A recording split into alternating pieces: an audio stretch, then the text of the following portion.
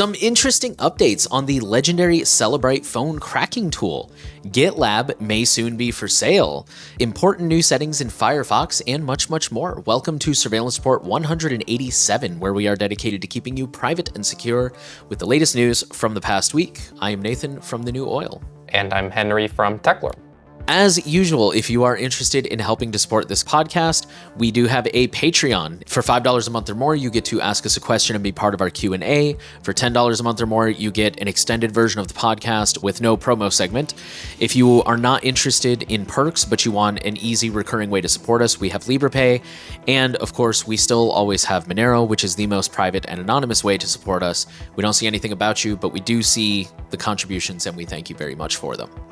Really quickly, on the topic of Patreon, for both existing patrons and prospective patrons, over the years, a lot of you guys have asked about a community for Surveillance Report, which, makes sense. It's always good to connect with other privacy-minded people. So we are thinking about adding that as a perk. And the main thing we can't really decide on, and we want your guys' input, is which platform to use. So the most obvious choice would be Discord, because it integrates with Patreon. It's very polished. It's arguably got some moderation tools built in. But also it's Discord. They're kind of a garbage company. Their data practices aren't that great, so on and so forth. On the other hand, we could do something like Matrix, which is a little bit more work to set up. It's definitely been known to have a few bugs here and there. We have to be a little more proactive with the moderation, but it is significantly more private. It's decentralized, the whole thing. And of course, now that Signal has usernames, that's an option on the table too. We could just have one big Signal room. You could use a username. We encourage the use of Signal as it is. Many of you guys probably already have it. We're really on the fence here about these, and we figured we would open that up to you guys. So if you guys have any thoughts on that and you're interested in this kind of a perk, please let us know in the comments what you would like to see. So let's jump into our highlight story. This is a pretty big one. I was excited to see this one. The headline says, leaked Cellebrite tool docs reveal list of phones that can be unlocked. So Cellebrite, for those who don't know, is an Israeli digital intelligence company specializing in providing tools for collecting, reviewing, analyzing, and managing digital data. Specifically, what they're most known for is they sell a tool I think only to law enforcement, or ostensibly only to law enforcement, that will unlock phones. So if the police arrest you and you don't want them to, you don't want to hand over your password, which at least here in the US is legal, you don't have to hand over your password. The judge can order you to unlock the phone, but if you're being stubborn and you refuse to, they can go get this device and it unlocks your phone. Usually, they haven't really revealed a whole lot. They keep everything very heavily under lock and key. But from what we can tell, it's usually through the use of 0 days. There's a great book. I disagree with some of the stuff that's in it, but there's a great book. I think it's called This is the Way They Tell Me the World Ends by Nicole Perlroth, I think was her name. It's all about the 0-day market and how all of this stuff works. And the amount that these companies pay for 0 days is astronomical. And I got to be honest, I don't blame some people for selling to private companies instead of responsibly disclosing, because these companies will pay millions of dollars, whereas the bug bounties are like tens of thousands at best. Not saying I think it's a good idea. I'm just saying I probably would have a hard time turning down that offer. I get it. So anyways, back to the actual story. There's these documents from April of this year that are called the iOS support matrix and the Android support matrix, and they detail which specific phone models and operating systems the Cellebrite's tools can access. According to the documents, Cellebrite cannot unlock any iPhones running iOS 17.4 or newer as of April. So again, this is a couple months out of date. Information may have changed, but it's probably mostly the same. For versions 17.1 through 17.3.1, the company could unlock the iPhone XR and the iPhone 11 series using one of their brute force capabilities. However, 12 and newer models were listed as coming soon. The article notes Apple reports 77% of all iPhones and 87% of iPhones introduced in the last 4 years were running iOS 17 as of June, so this leaves a large portion of devices potentially inaccessible to Cellebrite's tools. Specifically, for those who are Android users, they do have a screenshot, I think, of the Android support matrix. As far as Pixels go, Pixels 6, 7, and 8 that have been powered off cannot be brute forced. And the article specifically mentions that one OS that doesn't like us talking about them, so we're not going to. The article didn't even say anything more than that, to be honest with you guys. You can go check it yourselves. It says that it specifically mentions it. It wasn't in the screenshot I mentioned. Really interesting stuff. Definitely encourage you guys to check out the article on that one. I don't really have too much to add. I think that this is Overall, again, pretty high threat model stuff. These tools aren't available to everybody, but I think they definitely pose a concern to people who are kind of more concerned about freedom of speech, freedom of the press, and things like that. This is definitely stuff to keep on our radar. Activism. Yeah, activism especially. I guess general practices, again, it's pretty universal for people in these situations. Always use the most up-to-date operating system, power off your devices, use really long passcodes and passwords. Don't just use the default 6 digits. A lot of their tools, I think they were able to much more quickly break into the 6-digit kind of passcodes than actual proper passwords. So just things to kind of keep an eye on. And then we're just going to add on to this. There's an update. Most of you guys have probably heard about the attempted assassination on Donald Trump. For those who live under a rock, please check the news. There's important stuff happening in the world. Somebody tried to shoot Trump. That person was taken out by a Secret Service sniper, and they confiscated the person's phone.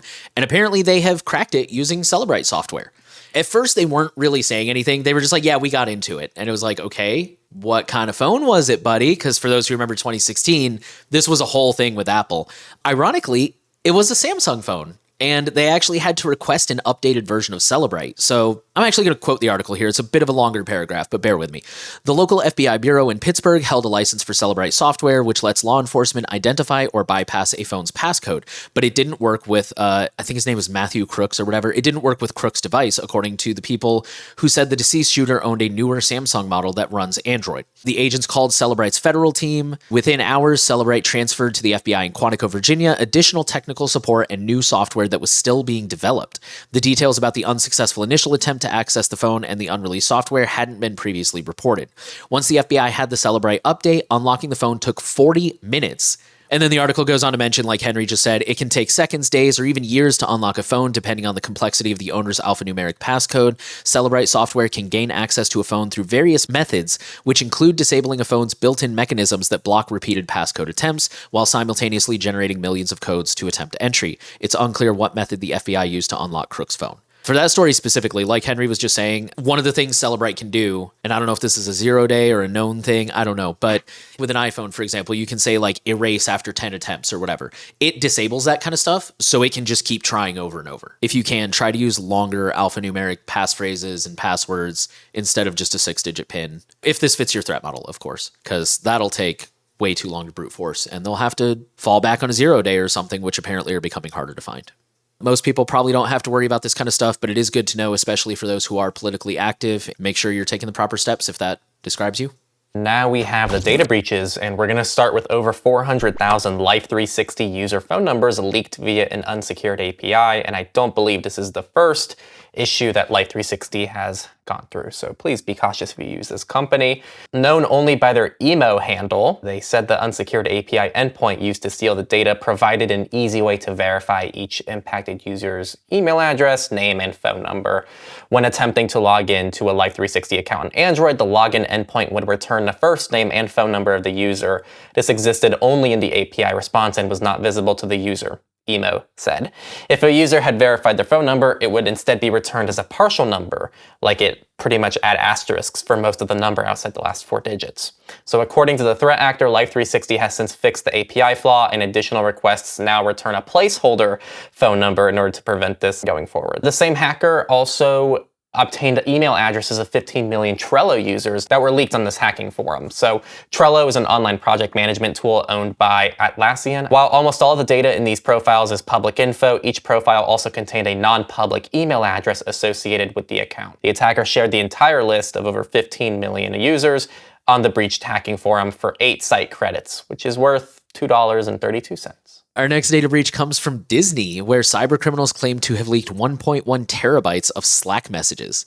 They're a group calling themselves Null Bulge. The data allegedly includes every message and file from nearly 10,000 channels, including unreleased projects, code, images, login credentials, and links to internal websites and APIs.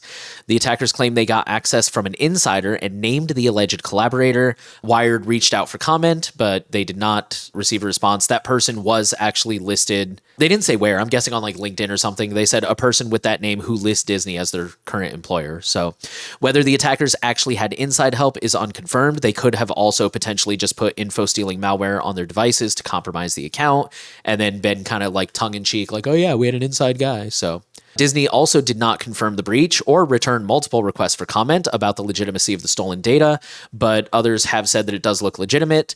It was first published on breach forums on Thursday, but later taken down. However, it has been mirrored to other sites already. In addition to said Slack data, Nullbulge also posted what appeared to be detailed information about their alleged insider. The leak includes medical records and other personally identifying information, the alleged contents of the Disney employee's 1Password password manager. Nullbulge claims to have doxed the individual in retaliation for cutting off communication and access, although, again, that is unconfirmed. Yacht giant MarineMax had a data breach that impacts over 123,000 people. They're self-described as the world's largest recreational boat and yacht retailer, and this impacted a lot of their customers by the Residia ransomware gang. So they initially stated in a March 12th SEC filing that no sensitive data was stored on the compromised systems. But then 2 weeks later, it said in a new 8K filing that the attackers had stolen personal data belonging to an undisclosed number of people. Now we know the number of people. They published what appear to be screenshots of MarineMax's financial documents, as well as customer or employee driver's licenses and passports. Once again, we did that thing where we just picked the top 3, so we only had 4 other data breaches, and I'm going to read off the headlines. YouTube investigators say MSI exposed 600,000 or more warranty records via an open server. Rite Aid says June data breach impacts 2.2 million people. That one's actually an update to an older story. Researcher finds flaw in A16Z website that exposed some company data. A16Z is a really well-known venture capital firm. Just a whole thing where they found this data, they tried to report it. Now the company's saying they didn't do it responsibly. Last but not least, I think this is might also be an update. Metasecure reveals 12.9 million Australians had personal data stolen in cyber attack earlier this year. So if you are interested in any of those or impacted by any of them and you want more information, links are in the description to our the various articles that we are citing here. All right, now we're going to go into companies, and Gemini is Google's AI, and the platform is being accused of scanning Google Drive files without user permission. So the senior advisor on AI governance, Kevin Bankson, took to X/Twitter to share concerns over an automatically generated AI summary and a private and confidential tax return. The thread detailed his experience with Gemini AI reading private documents without consent and the subsequent troubles in disabling the functionality on the cloud storage platform. So they attempted to disable the feature, but he found that Gemini's continued to operate in Google Drive, raising questions about Google's handling of user data and privacy settings. With help from other users online, they found the control, which was already disabled, highlighting either a malfunctioning control or indicating that further settings are hidden elsewhere. Previous Google documentation has confirmed that the company will not use Google Workspace data to train or improve its generative AI services or to feed targeted ads. And just real quick, for people who like GitLab, it's normally seen as a better alternative to GitHub, and it's Google-backed software. They're exploring a sale. So this is a market value of about $8 billion, and they're working with investment bankers on a sale process that has attracted interest from peers like cloud monitoring firm Datadog. So a deal is still weeks away and no agreement is certain, but they're requesting anonymity because the matter is confidential. Our last company story comes from the United States Postal Service, who has been sharing customer postal addresses with Meta, LinkedIn, and Snap. As far as I can tell, this seems like the tracking pixels. Says TechCrunch found USPS was sharing customers' information by way of hidden data collecting code, also known as tracking pixels, across its website, which again, for those who are just joining us, it's an analytics tool that these companies offer that give you more insight into like who's using your website. So this mainly seemed to affect people who use informed delivery, which is a thing where they don't open your mail, but they'll take a picture of the envelope, and then you can log in and see like what mail is waiting for you at the PO box.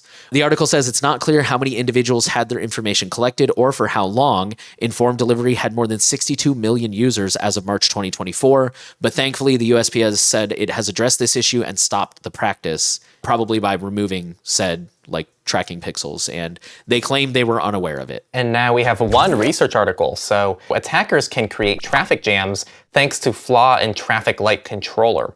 So Andrew Lemon is a researcher at cybersecurity firm Red Threat, and they published a couple blog posts about this. So one of the devices that Lemon looked at is the Intellite X1, where he said he found a bug that allows anyone to take full control of the traffic lights. The bug is very simple and basic. There is no authentication on the internet exposed web interface of the device. It's unclear how many vulnerable Intellite devices are accessible from the internet, and Lemon said he and his team found about 30 exposed devices. He reached out to Q-Free, the company that owns Intellite, to report the bug. Instead of responding and engaging with them to fix the flaw, they sent them a legal letter. The copy of the letter said that the device Lemon analyzed is not for sale, and that the way he and Red Threat researched it may have been a violation of the Anti-Hacking Law, the Computer Fraud and Abuse Act. The letter then asked Lemon and Red Threat to commit that they would not publish details of the vulnerability because it could hurt national security. Lemon said that during his research, he also found some traffic controller devices made by Econolite exposed to the internet and run a protocol that is potentially vulnerable. That'll take us into politics, where again, we just have one story. Oracle has reached a $115 million consumer privacy settlement. So the plaintiff said that the company violated federal and state privacy laws, as well as California's constitution, by creating unauthorized, quote, digital dossiers for hundreds of millions of people. They said the dossiers contain data including where people browsed online and where they did their banking, bought gas, dined out, shopped, and used their credit cards. Oracle then allegedly sold the information directly to marketers or through products like ID Graph, which according to the company helps marketers, quote, orchestrate a relevant personalized experience for each individual, unquote. The settlement covers people whose personal information Oracle collected or sold since August 19th of 2018. Now we're going to go into FOSS, free and open source, and we're going to start with Proton. They released Proton Scribe, which is their private writing assistant that writes and proofreads emails. They said this is the most requested feature in their recent survey. It's built right into Proton Mail, so this isn't built into Proton Docs, which is what some people thought. It's actually built into Proton Mail when you're generating/composing an email. You can easily access the tool using the pencil icon. Just type in what you'd like to write about. It will create a draft. Use the shorten or proofread options to improve your draft so they're free of typos. If you're writing an important client or formal institution, you can also easily improve the tone of your email with the formalize option. Also, in regards to how they train data, it does not train on inbox data because of zero access encryption. Proton can't see your emails. It relies on open source code and models and is itself open source and therefore available for independent security and privacy audits. It's also covered by their privacy policy, and once you're done drafting your emails, again, nothing you typed gets logged or saved. This is the first mass market AI tool that can be run entirely locally, ensuring no data ever leaves your device. So again, you can run this locally. It's only available right now to like business/visionary customers or some kind of select number of people, but even those people don't have it for free. I just have a 14-day trial, and then I can add it on to our business subscription as like an add-on, which we will not be doing, but just thought that was interesting. Our next story comes from technically Mozilla, but I'm quoting a blog post from Privacy Guides here because I think they really nailed it. And also, like, this is a kind of a week-old story. I'm sorry we missed this one last time. I'm going to go ahead and quote the blog post here. Less than a month after acquiring the ad tech company Anonym, Mozilla has added special software co-authored by Meta and built for the advertising industry directly to the latest release of Firefox. In an experimental trial, you have to opt out of manually. This is called Privacy Preserving Attribution, or PPA, and the API adds another tool to the arsenal of tracking features that advertisers can use, which is thwarted by traditional content blocking extensions. While Mozilla claims that the privacy-preserving attribution aims to provide a more privacy-friendly alternative to ad tracking, there are a plethora of issues with this new anti-feature, that was in parentheses, anti, that are worth examining. Basically, the main issue here that Privacy Guides has is that it's opt-out. Like, by default, it's turned on. A lot of people have called Mozilla out on this, like, hey, especially for existing users, that's a constant pain for us privacy people, is people roll in new settings that are enabled by default, and people were challenging Mozilla like, hey, why isn't this opt-in? Or why don't you at least have a pop-up or something? And quoting the article, one Mozilla developer claimed that explaining PPA would be too challenging, so they had to opt users in by default. Finally, according to Privacy Guides, there is no reason for this technology to exist in the first place, because tracking aggregate ad conversions like this can already be done by websites without cookies and without invading privacy using basic technology. All an advertisement has to do is link to a unique URL. For example, instead of linking to example.com, one could link to example.com/ad01, and the website operator simply has to track how many people visit the ad01 page on their end. And then they end by recommending you disable this feature. Go to your settings, go to the privacy and security panel, and when you scroll down a little bit, there is a section that says web advertising preferences, and then just uncheck the box that says allow websites to perform privacy preserving ads. So that's in the blog post. It's also now on The New Oil. And actually the last story of the week is Again, our Misfits. Banks in Singapore to phase out one-time passwords in 3 months. So the use of OTP was introduced in the 2000s as an MFA option to strengthen online security, but technological developments and more sophisticated social engineering tactics have since enabled scammers to more easily phish for OTP, like setting up fake sites that closely resemble genuine sites. Singapore bank customers will now use digital tokens instead of OTPs, which they must activate on their mobile devices. Customers who don't activate digital tokens will continue to receive OTPs as before, but those are expected to be an increasingly dwindling minority. And those were all of our stories this week. So we have some interesting updates on Cellebrite and good information to have in your back pocket. GitLab may go up for sale soon, might not. Hopefully either way, it will not negatively impact things because I personally do like GitLab. I definitely understand that. Again, we have that important new setting in Firefox that they're being very hush-hush and confrontational about, as Mozilla tends to do, and many more stories. So this is why it's important to stay subscribed and get these kind of updates. Again, if you want to support us, we have a Patreon. For $5 a month or more, you get to be part of our Q&A, which will be out later this week. For $10 a month or more, you get to get a longer version of this podcast. You don't have to listen to this promo segment. And again, we will probably be rolling out a community at some point soon. I don't think we've decided what tier that's going to be on yet, but you'll get access to that whenever that comes out. And if you are not interested in perks and you just want an easy way to recurringly support us, we do have LibrePay. And again, last but not least, we have Monero. We don't see anything about you, but we do thank you. Regardless of how you choose to contribute, we are really happy to have your support. So thank you guys for listening. As always, links to all the stories can be found in the show notes. If you have a story that you think we should cover, there's news at surveillancereport.tech. And the last thing we want to ask you is to please share the podcast around. Make sure you're subscribed. Give us a rating if you're on a platform where that's an option. Leave a comment. All of that fun stuff. But again, we're trying to reach as many people as possible with the message of privacy. And the best way is definitely to share the stories around. We do have the Surveillance Clips channel if you want like a shorter clip of some of the stories to share with your friends and family. So thank you guys for listening, and we'll be back next week with some more news.